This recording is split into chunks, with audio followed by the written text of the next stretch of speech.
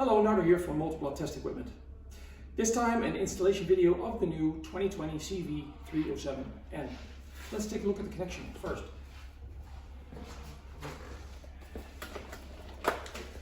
This is the 380 volt three-phase connection. Consists of 5 wires or 5 connections.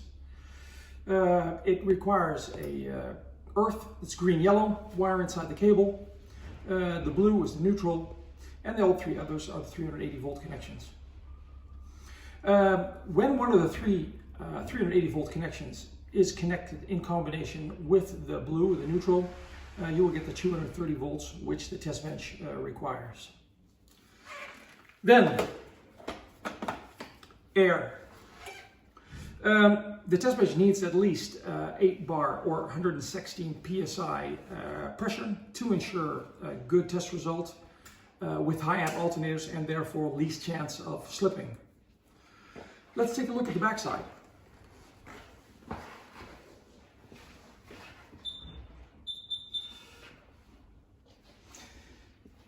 All these automatic fuses or circuit breakers must be in the upper position. The rear motor cover must be free 5 centimeters from the wall to ensure proper cooling. The motor drive is pre-programmed. Leave it as it is.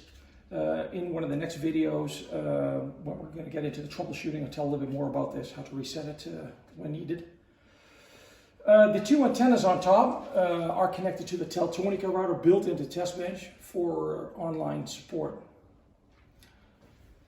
On the right side of the test bench, there's an RJ45 LUM connection for internet and online support. Now the front and inside of the cabinet. On the back left, there are fuses and relays, and make sure that these 200 amp maxi fuses are not broken or burned and are in the holder firmly. To the right, you'll see the Siemens PLC set. Below are 2 AGM batteries. We advise to only use AGM batteries because they can handle higher voltages, which alternators can put out these days. And lead acid cannot and will eventually dry out.